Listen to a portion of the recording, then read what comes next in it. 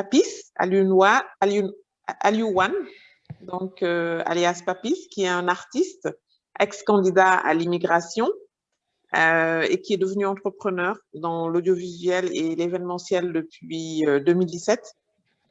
Il va partager avec nous son expérience. Papis, tu as la parole? Bonjour, Papis. Bonsoir. Vous m'entendez? Oui, Papis, on vous entend.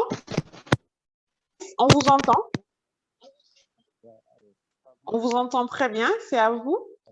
Bonsoir, bonsoir. Alors, partagez, vous avez des... On aimerait beaucoup que vous partagez avec nous votre expérience. Mon expérience, ok, pas de problème. Bonsoir, c'est Alain, je me présente surnommé Papis et je m'excuse d'avoir contacté ces quelques minutes de retard. Hein. Bon, je suis artiste musicien, entrepreneur et ex-candidat à l'immigration clandestine. Je suis très heureux d'avoir partagé ce plateau avec vous. Je salue de passage vous, Madame la modératrice et Madeleine, je pense, Fassissé, Théo et mes collègues intervenants, Lamine, Papngom et Hadi. Bon, aujourd'hui, nous débattons sur un sujet très intéressant et important aussi pour moi et qui m'affecte beaucoup. Et c'est un sujet d'actualité aussi. Émigrer et repas, réussir ici ou là-bas. Bon, nous savons tous que le bon Dieu nous a amenés ici sur Terre pour s'organiser, s'entraimer, s'entraider, mais aussi d'apprendre pour travailler et travailler aussi pour réussir. Mais malheureusement, c'est ce petit mot-là, réussir, R, accent aigu, E, I, D, S, I, T, E, qui est à la base de tous les problèmes du monde. Bon, je m'explique. Si chacun de nous savait que il y a quelque chose que l'autre n'a pas, il n'y aura pas de problème. Si aussi chacun se contentait de ce que le bon Dieu lui a donné comme destin, il n'y aura pas de problème non plus. Mais si la personne cherche plus, ou voire même dans le sens que d'autres qui ont beaucoup plus de profit que lui et qui n'ont pas la même classe sociale, il risque de créer problème. Bon, cela peut lui pousser à avoir d'autres idées négatives et de faire des choses qui vont lui porter préjudice de nous. Je peux dire donc, c'est l'un des facteurs primaires qui pousse même les jeunes à aller vers l'immigration.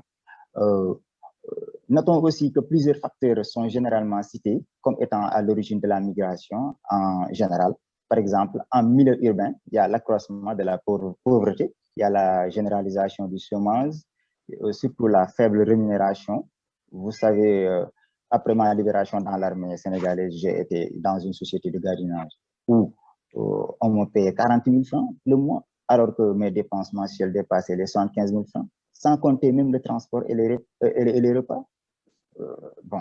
Dans le secteur agricole, il y a aussi la crise de l'agriculture due à la faiblesse de la pluviométrie, à la sécheresse, au manque de matériel agricole. Il y a aussi la situation économique informelle parce que la plupart des gens ont des secteurs, sont dans le secteur informel. Comme moi, au début, je n'avais pas les moyens pour développer une entreprise et d'employer d'autres personnes. Il y a le secteur éducatif aussi. On note aussi l'inadéquation entre formation et emploi. Parce que beaucoup vont à l'école, jusqu'à l'université, et n'ont pas les qualifications pour insérer dans le milieu professionnel. C'est pourquoi il y a beaucoup de chômeurs diplômés. Cela pousse à beaucoup de parents aussi, ils préfèrent envoyer leurs enfants au Dara. Le Dara, c'est l'école traditionnelle où ils apprennent le Coran. Après leurs études, ils n'ont pas la possibilité d'avoir un emploi et donc sont obligés d'être marchands ambulants ou bien de faire le petit boulot. Bon. Après le secteur éducatif, ici il y a l'environnement familial. La plupart des familles au Sénégal vivent, tout le monde le sait, la plupart des familles au Sénégal vivent aux dépens d'une seule personne. Parce que ici les charges sont nombreuses et d'autres familles sont influencées par des immigrés qui ont réussi. La communauté a pour modèle celui qui part à l'immigration et qui revient à construisant une belle maison, avoir une belle voiture, avoir de belles femmes, etc. Bon, tous les parents mettent la pression sur leurs enfants pour qu'ils partent à l'immigration, même par la voie irrégulière. Donc moi, Papis, j'étais candidat en 2007. Oui. On a fait 7 jours même au large des côtes de Mbour, ici au Sénégal. On n'avait plus quoi à manger. Et on avait embarqué le 8e jour vers 20h, qui coïncidait le jour du Grand Magal de Touba. C'est une fête religieuse annuelle pour célébrer le grand marabout, Serigne Bamba Ahmadou Bamba. Oui. On a embarqué dans une petite pirogue pour rallier la grande pirogue qui se trouvait en haute mer. Bon, arrivé là-bas, sur place, on a vu beaucoup de personnes, plusieurs gens qui sont optés pour aller vers l'immigration. C'est dans la grande pirogue. Ils étaient à peine 200, voire même ou plus à bord. On nous avait dit qu'il restait, ceux de Foundiougne, il y avait d'autres gens qui restaient. Il était tellement froid en haute mer. Heureusement, on était entassés pour conserver la chaleur de la température corporelle qui restait en nous. Et c'est en ce moment que j'ai dormi parce que c'était très difficile. Oui. La plupart, bon, on a aperçu des signaux de détresse. Bon, à peine quelques minutes plus tard, je pense, hein, parce que j'étais endormi. On nous avait dit qu'il y a des signaux de détresse et c'était la marine. Là. Il y avait certains parmi nous qui voulaient même sauter, mais le capitaine les a calmés et comme ça, on nous a ramenés sur la côte. Et après, tout ce trajet-là, j'ai retourné chez moi. Malgré, bon, après j'ai raconté ça à ma maman au retour à la maison. Ma maman a pris un prêt de 750 000 dans une banque. C'est avec cette somme-là que j'ai acheté une bâche et des chaises à louer, des ustensiles de cuisine extra.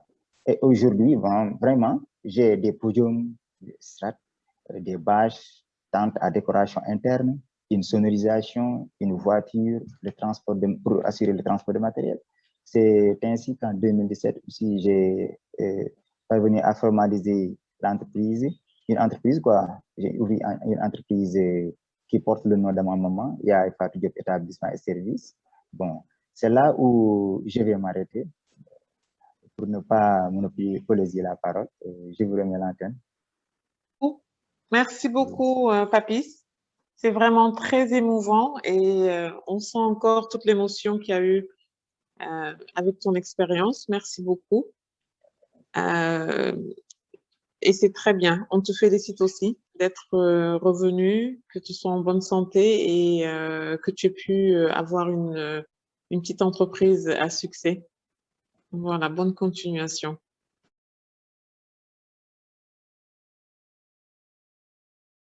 J'ai entendu quelques avancées de M. Sagna. Bon, moi, ce n'est pas les marabouts qui m'avaient poussé, hein, parce que je n'étais pas parti chez un marabout là pour lui dire de me donner des gris-gris ou pas. Non, non. Bon, moi, vous avez entendu, parce que auparavant, j'avais effectué le service militaire. Pour vous dire, même, c'est au moment où je suis dans la gendarmerie, parce que j'ai exercé dans la gendarmerie, ma première tentative, c'était, bon, juste dans ma durée légale, parce que j'étais dans ma durée légale. Je voudrais vraiment tenter pour aller, parce que j'avais trouvé des gars qui embarquaient pour aller. Puisque j'étais en tenue, je les ai eu. Malheureusement, je n'avais pas la bâche parce qu'il faisait froid, vraiment. Je ne pouvais pas partir avec eux. Après, je me suis retourné. Même ces gens-là qui étaient partis, bon, étaient bien arrivés. Et aujourd'hui, à ma libération, ils étaient revenus encore ils m'ont donné l'argent pour leur payer un terrain. Tout le monde a acheté. J'avais 3 copains qui avaient même qui m'ont envoyé leur argent pour leur acheter des terrains là-bas à La Grosse. Après, finalement, bon, c'est eux-mêmes qui m'ont envoyé 300 000 que j'ai augmenté quelques pour voir même les 400. Après, j'ai déposé pour aller. C'est eux qui m'ont inspiré. Parce que je n'ai pas parti chez un marabout pour qu'il me donne des prières ou pas. Non. Des prières. C'est pas ça. Ouais. Toi, tu es un Sénégalais exceptionnel parce que ça, c'est quelque chose de très normal de notre culture. Même moi qui te parle, je fais quand je vais en Afrique, là, ma mère va te laver, je vais me laver. Ouais. Oui, il y a des casacés que j'avais trouvé. Il y a des casacés que j'avais trouvé en plein pirogue et les serrures maintenant, même de la région de Fatick là. Mais vraiment, c'était le bordel. Il y avait une odeur vraiment. Cela veut dire que donc les gens, ils avaient déjà pris leur bain, hein? Ils avaient déjà pris leur bain parce que vraiment, ça sentait mal, Ben mal ouais. même. Oui, vraiment. Mais moi, vraiment, ma mère, c'est toujours bon. J'apprécie ma mère, hein. Si elle me donne mes prières, bon, après je sors, hein. Parce que moi, je ne porte pas le gris. Je ne crois pas à ça, hein, vraiment. Oui. D'accord, Papis. Merci beaucoup pour ton input.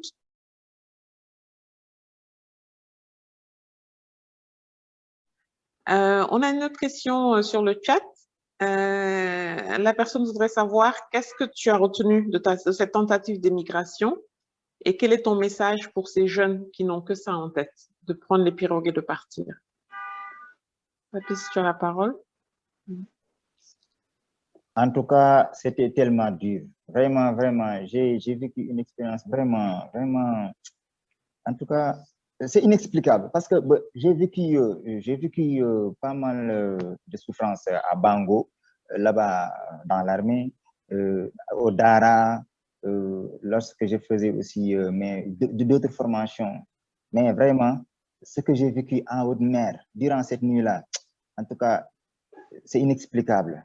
Et c'est inoubliable aussi. Oui, c'est inoubliable.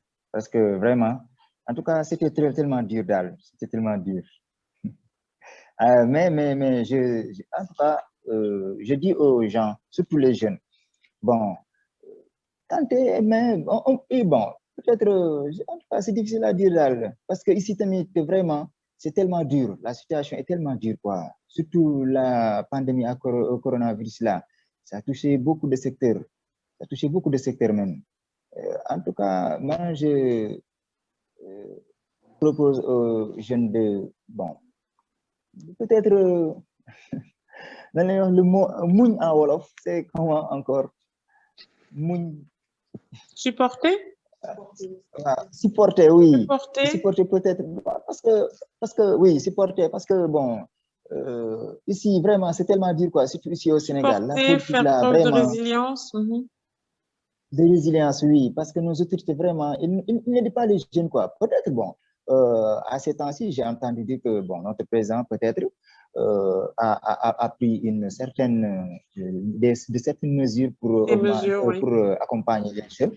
Oui, pour accompagner les jeunes. Peut-être, bon, cette fois-ci, ça va réussir, peut-être. Mais si on donne les jeunes aussi, tamit, pour qu'ils ouvrent des entreprises, bon, ils n'ont même pas formé les jeunes, ils ne vont pas encadrer, ils ne vont pas les accompagner, ils ne vont pas les réinsérer, ils ne vont pas faire leur... vraiment, bon, ça sera difficile. Ça sera Papis, difficile, c'est quoi. très bien que tu pointes ça du doigt parce que tu es en train de parler vraiment des besoins auxquels et des défis auxquels sont confrontés la jeunesse sur place, en fait.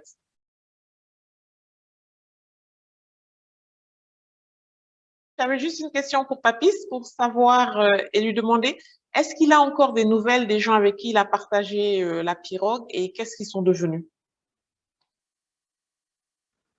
Je ne sais pas si Papis est là. Oui, allô?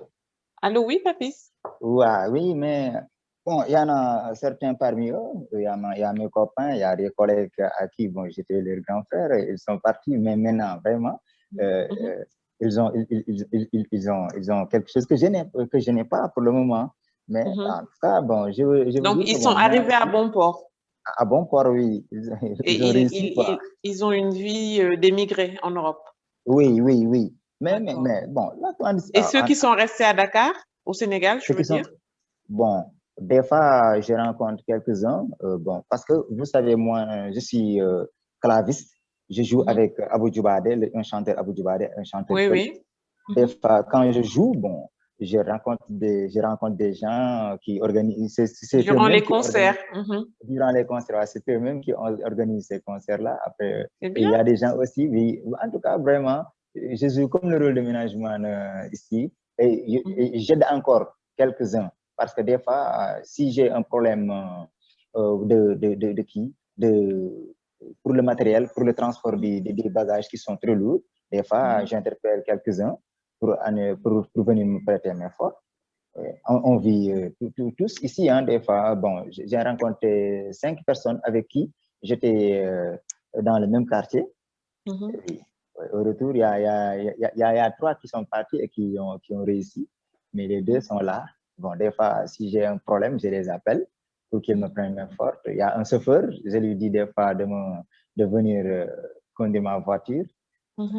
Puisque j'ai un poids léger, lui, il a un transport. Je lui donne ma voiture, il va. Après, au retour, on va donner chacun sa part du gâteau. Il n'y a rien, hein, ça ne me gêne pas. C'est bien, Papis, parce que ça montre quand même aussi que tu as un moral d'acier. Et c'est très bien.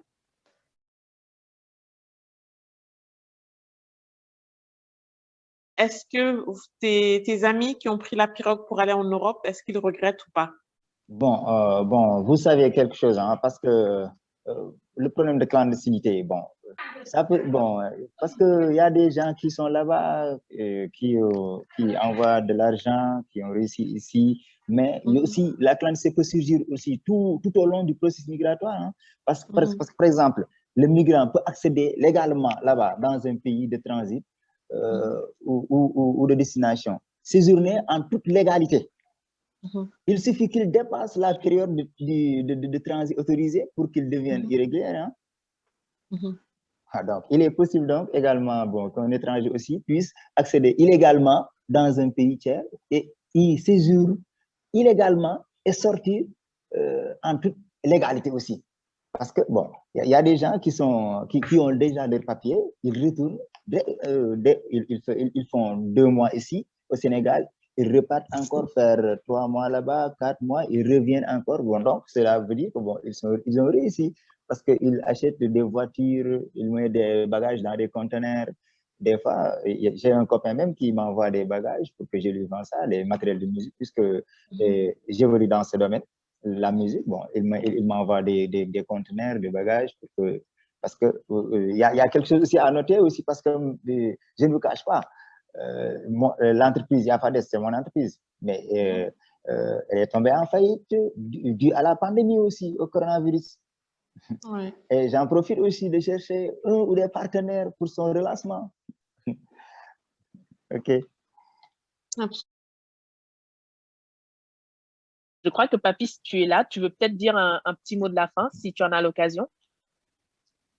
Oui. Oui, j'en profite.